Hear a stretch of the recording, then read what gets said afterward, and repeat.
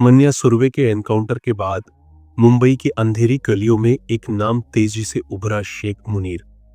वह वो शख्स था जिसने पुलिस को खुली चुनौती दे दी थी। अकेला जरूर था, पर इरादे इतने पक्के थे कि लोग उसकी परछाई से भी सिहरने लगे। धारावी की तंग गलियों का वह बेताज बादशाह बन चुका था। वहां टीन छत वाले छोटे छोटे घर थे, ऊंची इमारतों की जगह नहीं थी। हर गली में कोई न कोई गैर कानूनी धंधा चलता था, पर सबसे चर्चित था चमड़े का कारोबार। शहर भर से जानवरों की खालें यहां लाई जाती, साफ की जाती, फिर रंगकर जैकेट, जूते, बेल्ट और पर्स बनाए जाते थे। रंगाई और डाइस का काम भी बड़े स्तर पर होता था। इन धंधों के पीछे असल ताकत किसी और की थी, पर शेख मुनीर का नाम सुनते ही लोगों की रूह कांप जाती थी। उसकी जबरदस्त पकड़ थी, और अगर हाथ में कुछ न होता तो वह अपने दांतों से भी वार कर देता। एक बार धारावी के एक लोकल गुंडे ने गलती से मुनीर से पंगा ले लिया। मुनीर ने उसे घेर कर कहा, गलत गली में आ गया है, अगर जान बचानी है तो निकल जा, वरना खुदा भी तेरी मदद नहीं कर पाएगा। पर सामने वाले ने टकराने की ठान ली और बोला, धारावी में एक ही शेर रहेगा और वो मैं हूं। बस फिर क्या था, अगले ही क्षण मुनीर ने बिना किसी हथियार के सिर्फ अपने हाथों से उसे ऐसा मारा कि पूरी गली में चर्चा फैल गई। अब साफ था, मुनीर से टकराना मतलब मौत को दावत देना। मुंबई के दूसरे कोने, दादर के बाजार इलाके में बहुत पहले से एक और नाम मशहूर था, मन्या सुरवे। धारावी से लगभग 35 किलोमीटर दूर था उसका इलाका, मगर दोनों के नामों की गूंज पूरे शहर में थी। जहां मन्या अपनी सूझबूझ और प्लानिंग से चलता था, वहीं मुनीर की पहचान उसकी बेरहमी और क्रूरता से थी। पुलिस भी उनसे बचकर रहती थी। मुनीर पर कई केस थे, पर वह अक्सर बच निकलता रहा। उसकी नजर जहां भी पड़ती वहां तबाही होती। इन दोनों की कहानियां अलग थी, पर मुंबई की गलियों में इनके कारण एक सा डर घर कर गया था। एक की पकड़ बाजार में, दूसरे का राज धारावी में। और जब तक ये दोनों जिंदा थे, मुंबई की रातें कभी शांत नहीं रहीं। शहर की गलियों में एक और नाम बरसों से गूंज रहा था, वर्दा राजत। माटुंगा, वडाला, दादर, एंटॉप हिल, सायन और धारावी तक उसकी तूती बोलती थी। माटुंगा स्टेशन के पास उसके मशहूर गणपति पंडाल में आते जाते लोग, बड़े नेता और बॉलीवुड स्टार्स तक उसे सलाम ठोकते थे। वर्दा के पास पैसा था, पावर था, बड़े नेताओं और यहां तक कि मुख्यमंत्री तक से उसके कनेक्शन थे। बॉलीवुड के कई सितारे भी उसे सम्मान देते थे। उसका धन और प्रभाव बड़ा था, पर असली ताकत उसकी दिमागी चालों में थी। सीधे टकराने से बेहतर वह समझदारी से खेलता। और अब उसकी नींद दो नौजवानों मन्या और मुनीर के कारण उड़ रही थी।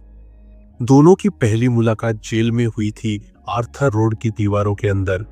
कहा जाता है कि वर्दा के लोग ही उन्हें मिलाने आए थे, पर किस्मत देखिए, जो लोग उन्हें वर्दा का साथी बनाना चाहते थे, वही अनजाने में वर्दा के सबसे बड़े दुश्मनों को जोड़ रहे थे।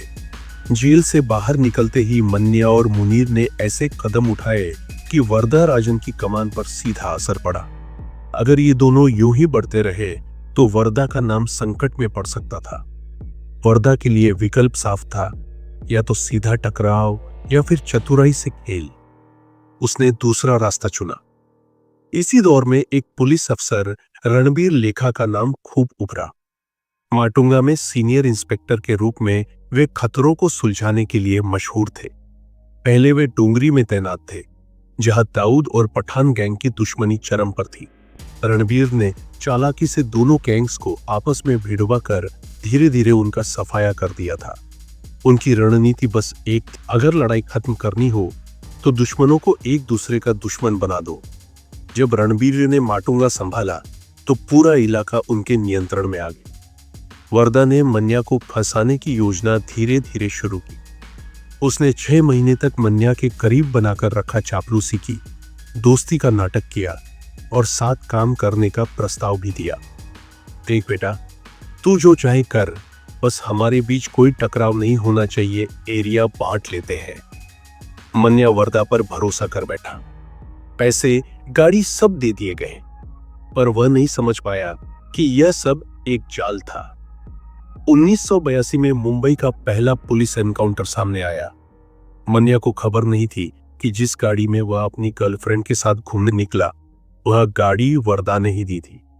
पुलिस ने पहले से उस गाड़ी का रंग और नंबर नोट कर रखा था।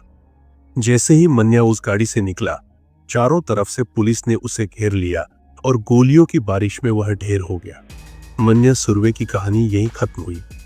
इस एनकाउंटर ने मुंबई की गैंगस्ट्री में एक बड़ी हवाला दी। किसी का अंत सार्वजनिक रूप से कर दिया जा रहा था। मन्या के एनकाउंटर के बाद उसका करीबी दोस्त शेख मुनीर बदला लेने के लिए प्रतिबद्ध हो गया। जिसने उस एनकाउंटर में गोली चलाई थी, वह था इंस्पेक्टर इशाक बागवान। मुनीर ने इशाक को अपना सबसे बड़ा दुश्मन मान लिया। वह इशाक के घर बार बार फोन कर गालियां देता, धमकियां भेजता और चिल्लाता, तूने मेरे दोस्त को मारा है, अब देख मैं तुझे कैसे खत्म करता हूं। इशाक और उनका परिवार अब मुनीर के निशाने पर थे। फोन कॉल से कहीं अधिक खतरनाक मुनीर की अगली चाल थी। उसने तय कर लिया कि वह उन सभी पुलिस वालों का पीछा करेगा जिन्होंने मन्या के एनकाउंटर में हिस्सा लिया था। उसने उनके घरों के पते निकाल लिए और अब अक्सर 3-4 बंदूकधारियों के साथ घूमता, हर वक्त किसी हमले के लिए तैयार। कई बार उसने निशाना साधा, पर कई बार अलग अलग वजहों से योजनाएं नाकाम रहीं। एक बार रेलवे स्टेशन पर चेन स्नैचिंग करते हुए जीआरपी ने उसे गिरफ्तार कर लिया। कोर्ट में पेश होने के बाद उसने मौके का फायदा उठाकर खिड़की से कूदकर भाग निकला। उसके ऊपर 35 से अधिक केस दर्ज थे। लूट, मर्डर, अटेम्प्टेड मर्डर, हर बड़ा आरोप उसकी फाइल में था। मन्या के एनकाउंटर के बाद पुलिस ने मुनीर का 1 साल तक पीछा किया, पर वह बार बार बच निकलता रहा। फिर क्राइम ब्रांच को एक अहम सुराग मिला। मुनीर का करीबी दोस्त पुष्किन माल, जो वर्सोवा में रहता था। पुष्किन अक्सर मुनीर को अपने घर में छिपने की जगह देता। उसका परिवार, मां और बहन शरीना वर्सोवा के किनारे एक सुनसान इलाके में रहते थे। पुष्किन पर भी कई केस दर्ज थे। नगर पुलिस स्टेशन ने पुष्किन को एक चेन स्नैचिंग केस में पकड़ा। जमानत के लिए पुष्किन के पास पैसे नहीं थे और यही पुलिस के लिए सही मौका था। इशाक बागवान और उनकी टीम ने पुष्किन की बहन से कहा, अगर तुम मदद करोगी तो तुम्हारे भाई को रिहा करवा देंगे। शरीना ने शुरू में मना किया, पर भाई की रिहाई के लिए आखिरकार वह मान गई।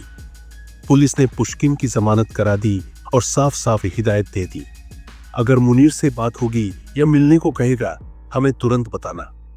कुछ दिनों बाद पुष्किन ने मुनीर को वर्सोवा बुलाया, गंगा भवन के पास। जैसे ही मुनीर वहां पहुंचा, पुलिस ने जाल बिछाया था। इस ऑपरेशन में इशाक बागवान, अशोक देसाई, फतेह सिंह, गायकवाड़ और गुरुनाथ गांवकर जैसे अनुभवी अफसर शामिल थे। साथ में 8-10 कांस्टेबल और हेड कांस्टेबल भी थे। पर असली खासियत यह थी कि गुरुनाथ गांवकर को इस योजना की पूरी सच्चाई नहीं बताई गई। उन्हें नहीं बताया गया था कि यह सिर्फ गिरफ्तारी नहीं बल्कि एनकाउंटर की तैयारी है। पुलिस ने 3 ऑटो रिक्शा रखे थे। उन ऑटो में से एक में शरीना भी बैठी थी, ताकि वह आकर मुनीर को पहचान ले। जब 3 ऑटो गंगा भवन के बाहर पहुंचे तो शरीना ने इशारा किया, यही है शेख मुनीर। मुनीर निश्चिंत था, अपने दोस्त के आने का इंतजार कर रहा था। पर जैसे ही पुलिस आगे बढ़ी, गुरुनाथ गांवकर को शक हो गया। उन्हें लग गया कि मामला केवल गिरफ्तारी नहीं बल्कि कुछ और है। उन्होंने कहा, अगर यह एनकाउंटर है तो मैं इसमें हिस्सा नहीं लूंगा। और फिर उन्होंने अपनी गाड़ी में बैठकर वहां से चल दिया। गुरुनाथ ऐसे अफसर थे जो किसी की जान लेने में शामिल नहीं होते थे। बाद में कहा गया कि वे एक गहरी निजी परेशानी के कारण इस दुनिया में नहीं रहे। उन्होंने खुदकुशी कर ली। यह खबर पूरे विभाग के लिए झटका थी। उस दिन हालात बदलने वाले थे। पुलिस ने चारों तरफ से मुनीर को घेर लिया। मुनीर ने हिम्मत जुटाई और हाथ कमर की ओर बढ़ाया, शायद हथियार निकालने की कोशिश। पर उससे पहले ही एक के बाद एक गोलियां उसके शरीर में चुभ गईं। कुछ ही सेकंड में वह वहीं गिर पड़ा। मुनीर का खौफ कई सालों तक चला। चोरी, लूट, मर्डर, अटेम्प्टेड मर्डर, और हर बार जब वो पकड़ा जाता किसी तरह फिर बाहर आ जाता। और जब उसने पुलिस को अपना दुश्मन बना लिया तो उसकी उलटी गिनती शुरू हो गई। मन्या सुर्वे का एनकाउंटर उसका सबसे बड़ा घात बना। 1 साल के भीतर ही वह भी एनकाउंटर का शिकार बन गया। और इस तरह एक और गैंगस्टर की कहानी यही खत्म हुई। दोस्तों, ये थी मन्या सुर्वे के करीबी शेख मुनीर की कहानी। एक ऐसा गैंगस्टर जिसने पुलिस को खुली चुनौती दी और आखिर में अपनी जान की कीमत चुकाई। कहानियां अक्सर सिर्फ घटनाएं नहीं होती, ये समाज, कानून और मानवता के बीच के जटिल रिश्तों की कहानी होती। कहानियों से हमें यह भी सीख मिलती है कि हिंसा का चक्र कैसे बढ़ता है और आखिरकार सबको बर्बाद कर देता है, चाहे फिर वो छोटा बदमाश हो या बड़ा सरदार। अगर आपको यह कहानी दिलचस्प लगी हो तो वीडियो को लाइक जरूर करें। ऐसे और किस्से सुनना चाहते हैं कमेंट में बताइए। और रियल लाइफ क्राइम स्टोरीज के लिए चैनल को सब्सक्राइब करना न भूलें। बेल आइकन दबाइए ताकि अगली कहानी का नोटिफिकेशन सबसे पहले आपको मिले। अब मिलते हैं अगली वीडियो में। तब तक के लिए सुरक्षित रहें, सतर्क रहें।